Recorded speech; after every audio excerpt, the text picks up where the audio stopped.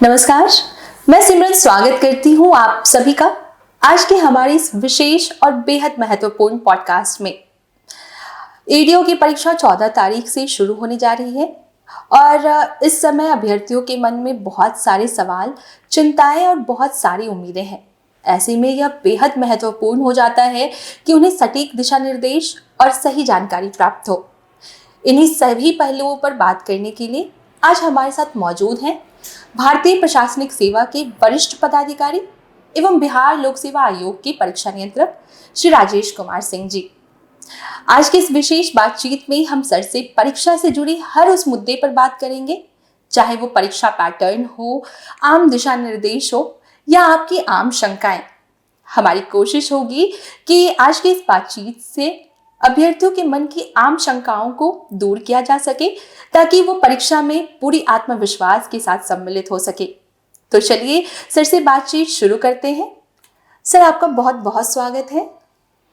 Sir, ADO की परीक्षा जैसे कि 14 तारीख से पूर्व में ही निर्धारित कर दी गई थी और 14 तारीख से एडीओ की परीक्षा 3 चरणों में शुरू होने जा रही है। तो सर, ऐसे में मेरा रिक्वेस्ट होगा कि एक बार पुनः अभ्यर्थियों के लिए सर जो परीक्षा पैटर्न है उसको आप बता दें कि क्या परीक्षा पैटर्न है एडीओ परीक्षा के लिए। देखिए, 3 चरण में ये परीक्षा निर्धारित है। पहला चरण 14 और 15 तारीख को होगा, दूसरा चरण 17 और 18 तारीख को और तीसरा चरण 20 और 21 तारीख को।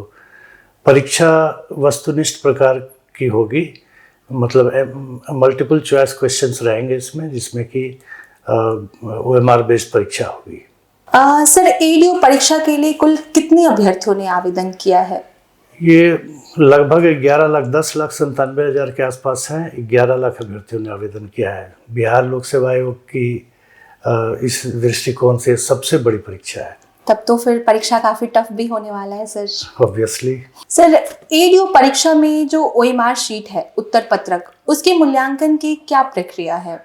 उत्तर पत्रक का मूल्यांकन तो स्कैनिंग करके की जाती है। उसके बाद हम लोग उत्तर पत्रक और आंसर की तैयार करते हैं, प्लस रिस्पांस कोड जो स्कैनिंग के दौरान रिस्पांस कोड मशीन ने रीड किया, तीनों को हम लोग अभ्यर्थी के लॉगिन में डाल देते हैं। वो अपना डाउनलोड करके देख सकते हैं।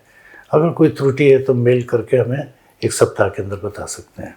एडीओ परीक्षा में सर किन किन विषयों की परीक्षा ली जाएगी और इसमें मार्किंग का क्या प्रावधान है? देखिए, प्रत्येक चरण में पहले दिन 10 से 12 2 घंटे की परीक्षा होगी सामान्य भाषा की। सामान्य भाषा में 30 प्रश्न रहेंगे अंग्रेजी से और 70 प्रश्न रहेंगे हिंदी भाषा से। और इसके अलावा सेकंड सिटिंग में सामान्य अध्ययन की परीक्षा होगी जो 100 अंक का होगा, और दूसरे दिन भी 10 से 12 मेंटल एबिलिटी की परीक्षा होगी, वो भी 100 अंक का होगा। इसमें न्यूनतम अर्हतांक सामान्य भाषा में हिंदी और अंग्रेजी में अलग अलग लाना है 30%। हिंदी में 70 अंक की परीक्षा होगी तो उसमें मिनिमम 21 अंक लाना है, और हिंदी चूँकि अंग्रेजी 30 अंक की परीक्षा है तो उसमें मिनिमम 9 नंबर लाना है। उसके बाद जो सामान्य अध्ययन और मेंटल एबिलिटी की परीक्षा है, दोनों मिला के 200, उसमें GAD का सर्कुलर लागू होगा। मेरिट लिस्ट में आने के लिए मिनिमम जनरल कैटेगरी के लिए 40% है और अन्य लोगों के लिए 36-32% जो है उस तरह से लाना होगा। सर, सामान्य अध्ययन विषय के अंतर्गत किस प्रकार के प्रश्न पूछे जाएंगे? सामान्य अध्ययन में तो डिफाइंड सामान्य अध्ययन, और देखिए GS और GK में यही बुनियादी अंतर है। GK डिफाइंड है, सामान्य अध्ययन का कोई विशेष डिफिनीशन नहीं है। ऐसे हम लोग बोल देते हैं कि history, geography, science, tech, economics वगैरह, पॉलिटी वगैरह से प्रश्न रहेंगे, लेकिन कुछ भी पूछा जा सकता है जो एक पढ़े लिखे आदमी को जानना चाहिए। सर, बिल्कुल इसी तरह सर जनरल एप्टीट्यूड जो हमारा तीसरा विषय है, उसमें गणित और जो एनालिटिकल रीजनिंग से संबंधित प्रश्न होंगे सर। हाँ, वो 2 भाग में, मेंटल एबिलिटी की परीक्षा 2 भाग में होगी। एक भाग होगा रीजनिंग का और दूसरा मेंटल एबिलिटी का। 2 भाग में परीक्षा होगी 100 अंकों की सर। और सर, इंग्लिश और हिंदी में भी जैसा आपने बताया कि नेगेटिव मार्किंग है, तो अभ्यर्थियों को उस पर भी ध्यान देना होगा। बिल्कुल बिल्कुल। अगर आप अंग्रेजी या हिंदी में ही न्यूनतम अर्हतांक नहीं लाए तो आपकी बाकी कॉपी की तो कोई मतलब ही नहीं कि कितना भी अंक लाए, मेरिट लिस्ट में आप नहीं आ पाएंगे। सर एडीओ परीक्षा के जो तीनों विषय हैं उसके लिए सर परीक्षा की अवधि कितने घंटों की है, क्या है परीक्षा की टाइमिंग सर, उसके बारे में भी। पहली सिटिंग है 10 से 12 बजे की, उसके बाद दूसरी सिटिंग 2:30 से 4:30 है, 2-2 घंटे की परीक्षा अवधि है। और दूसरे दिन भी जो मेंटल एबिलिटी की परीक्षा होगी वो 10 से 12 बजे तक होगी। सर एडीओ परीक्षा में नेगेटिव मार्किंग का क्या प्रावधान है? एक गलती होने पर 1/3 अंक काटे जाएंगे तीनों विषयों में? हाँ, तीनों विषयों में सर। और सर चूंकि जो एडीओ परीक्षा है वो एमसीक्यू प्रारूप का है, तो सर ऐसे में अभ्यर्थियों को एमसीक्यू प्रारूप में किन बातों का विशेष ध्यान रखना है, किन बातों का बहुत बेहद ज़रूरी है ध्यान रखना, क्या क्या सावधानियां बरतनी चाहिए उनको? सबसे पहले तो है कि आपको अपना रोल नंबर अच्छे से भर देना चाहिए और उसके नीचे गोले को सही ढंग से रंगना चाहिए। कई बार ऐसे देखा गया है कि कुछ परीक्षार्थी जो है रोल नंबर या तो भरना ही भूल जाते हैं या एक डिजिट भी गलत करते हैं, तो हमें एक्चुअली परेशानी होती है। फिर भी हम उनका रिजल्ट खोज करके दे देते हैं, लेकिन हमें दिक्कत होती है रिजल्ट बनाने में उनका। दूसरा है कि आपको मल्टीपल चॉइस क्वेश्चन है, किसी एक प्रश्न का एक ही आंसर ए, बी, सी या डी होगा। आप अगर बी आंसर रंग दिए तो ध्यान रखना है कि किसी अन्य गोले में पेन का कोई दाग नहीं रह जाए, क्योंकि ये मशीन से रीडिंग होती है और उसमें हम लोग मैनुअल इंटरफेरेंस करते नहीं हैं। तो अगर कोई छोटा सा डॉट भी पड़ गया, उसको मल्टीपल रीडिंग मान करके मशीन ने रीड कर लिया, तो आपका वो प्रश्न इनवैलिड हो जाएगा। ये दो प्रमुख बातें हैं जो मुझे लगता है स्टूडेंट को ध्यान देना चाहिए। फिर तो अभ्यर्थियों को खास ध्यान रखना चाहिए कि ओएमआर शीट रंगते वक्त किन गोलों पर जब पूरी तरीके से संतुष्ट हो तभी रंगना। यदि किसी अभ्यर्थी को ओएमआर शीट या फिर परीक्षा से रिलेटेड कोई किसी भी प्रकार की कोई समस्या हो, तो सर उसको किस प्रकार से वो शिकायत का यहाँ पे क्या व्यवस्था की गई है सर आयोग की तरफ से परीक्षा आधारित शिकायत करने के लिए? देखिए, ओएमआर या प्रश्न पुस्तिका से संबंधित कोई शिकायत है, अभ्यर्थी शुरू में ही देख लें कि उनके प्रश्न पत्र सही है और ओएमआर शीट भी सही ढंग से छपा हुआ। अगर कोई त्रुटि नज़र आती है तो वहीं पर इन्विजिलेटर को बोल करके दूसरा उसी सीरीज़ का प्रश्न पत्र या ओएमआर ले सकते हैं वो। रही बात की परीक्षा के संचालन से संबंधित कोई शिकायत अगर उन्हें करनी है, तो हर परीक्षा के बाद हम लोग 48 घंटे के लिए माननीय उच्च न्यायालय के आदेश के आलोक में 2025 से पब्लिक ग्रीवांस पोर्टल हम लोग लॉन्च करते हैं, जिसमें परीक्षा समाप्त होने के 48 घंटे के भीतर अभ्यर्थी एफिडेविट के साथ अपनी शिकायत उस पर अपलोड कर सकता है और संबंधित जिला पदाधिकारी 72 घंटे के अंदर उस शिकायत का जांच करा करके अपलोड करते हैं कि क्या फलाफल पाया गया। इस परीक्षा के लिए 15 तारीख से लेकर के 23 तारीख तक पब्लिक ग्रीवांस पोर्टल, चूँकि ये लगातार 3 फेज में परीक्षा एक दिन गैप करके, तो 15 तारीख से 23 तारीख तक लगातार पब्लिक ग्रीवांस पोर्टल खुला रहेगा। परीक्षा केंद्र पर अभ्यर्थियों के लिए किन नियम और निर्देशों का पालन करना अनिवार्य होगा सर? 2-3 चीज़ का अभ्यर्थी ध्यान रखें। पहला तो है कि कोई घड़ी वड़ी पहन कर नहीं जाएं, घड़ी बिल्कुल अलाउड नहीं है, स्मार्ट वॉच भी अलाउड नहीं है।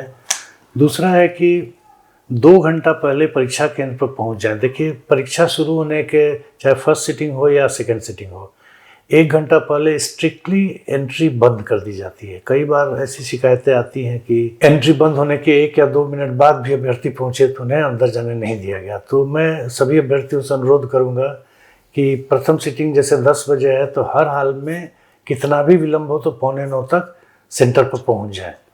दूसरी चीज़ है कि एडमिट कार्ड 2 कॉपी में ले जाना है। 1 कॉपी तो अभ्यर्थी अपने पास रखता है, दूसरी कॉपी पर उनका मैनुअल अटेंडेंस बनता है। बायोमेट्रिक की सुविधा के बावजूद मैनुअल अटेंडेंस बनता है। बायोमेट्रिक की सुविधा जैसे पिछली एक परीक्षा में कई जगह कुछ मशीन की गड़बड़ी के चलते बायोमेट्रिक समय पर नहीं हो पाया, तो कुछ अभ्यर्थियों को चिंता हुई कि उनका अटेंडेंस बना या नहीं बना, तो इसलिए हम लोग मैनुअल भी अटेंडेंस बनाकर, एडमिट कार्ड में ही अटेंडेंस का प्रावधान रहता है, मैनुअल भी बना कर रख लेते हैं। एक और चीज़ अभ्यर्थी को देख लेना चाहिए कि जब एडमिट कार्ड डाउनलोड किया है तो चूँकि रियल टाइम में हम लोग फोटोग्राफ कैप्चर करते हैं फॉर्म भरवाते समय, तो प्रिंट आउट कहीं धुंधला तो नहीं है। अगर वैसा धुंधला प्रिंट आउट है तो अलग से साफ़ फोटोग्राफ अभ्यर्थी अपना नवीनतम साफ़ फोटोग्राफ ले करके जाएं, ये उनके हित में अच्छा रहेगा। बिल्कुल। सर, हमारा आखिरी सवाल तो फिलहाल ये है कि अभी हाल ही में आयोग द्वारा एडीओ परीक्षा के लिए जो है प्रवेश पत्र एडमिट कार्ड डाउनलोड के लिए ऑप्शन दिया गया। तो सर, ऐसे में सिर्फ जिला बताया गया और बहुत सारे अभ्यर्थियों का सोशल मीडिया के माध्यम से जब हम मॉनिटर कर रहे थे तो उसमें देखने को मिला कि बहुत सारे अभ्यर्थी जो हैं वो शिकायत कर रहे हैं कि उनका परीक्षा केंद्र काफ़ी दूर दिया गया है। तो सर, ऐसे में मैं चाहूँगी कि सर एक बार क्या प्रक्रिया है, परीक्षा केंद्र किस प्रकार से अलॉट किया जाता है अभ्यर्थियों को, और क्या सेम प्रक्रिया जो है वो महिलाओं के लिए भी होता है, और महिलाओं को किस प्रकार से जो है परीक्षा केंद्र है वो अलॉट किया जाता है। तो सर उसकी पूरी प्रक्रिया एक बार हमारे अभ्यर्थियों के लिए भी बता दें। देखिए, प्रक्रिया हर परीक्षा में एक ही है, चाहे छोटा परीक्षा हो या बड़ी परीक्षा हो। पहले दिव्यांग अभ्यर्थियों को उनका होम टाउन दे दिया जाता है। उसके बाद महिला अभ्यर्थियों को होम टाउन के बगल वाले टाउन में एडजस्ट करने की कोशिश की जाती है। और अगर जैसे पटना प्रमंडल हुआ तो कोशिश की जाती है कि पटना प्रमंडल की जितनी महिलाएं हैं वो पटना प्रमंडल में ही उनका सेंटर पड़े। विशेष परिस्थिति में अगर संख्या ज़्यादा हो जाती है तभी दूसरे प्रमंडल में उन्हें भेजा जाता है।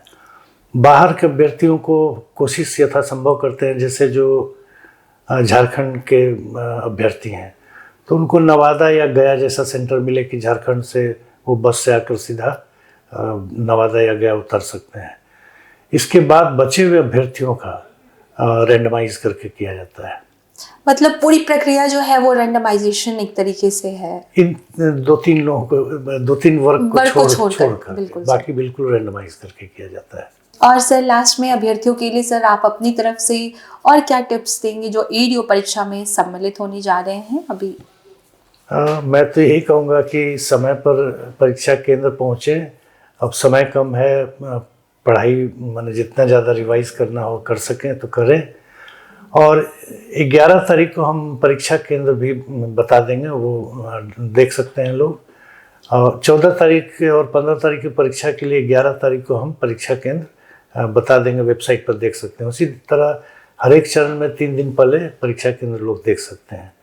और अंत में मैं सभी अभ्यर्थियों को शुभकामना देता हूँ। धन्यवाद। Thank you so much sir. आपने एडीओ परीक्षा से जुड़े बहुत सारे सवाल जो थे हमारे और सारी शंकाओं को, आशा है, उम्मीद है कि अभ्यर्थियों की सारी शंकाएं दूर हुई होंगी और जितने भी सवाल थे आपके हमने उसको एड्रेस किया होगा। Thank you so much sir, आपने अपना वक्त दिया हमें। हमारी तरफ से भी एडीओ परीक्षा में सम्मिलित होने वाले सभी अभ्यर्थियों को बहुत सारी शुभकामनाएं। धन्यवाद।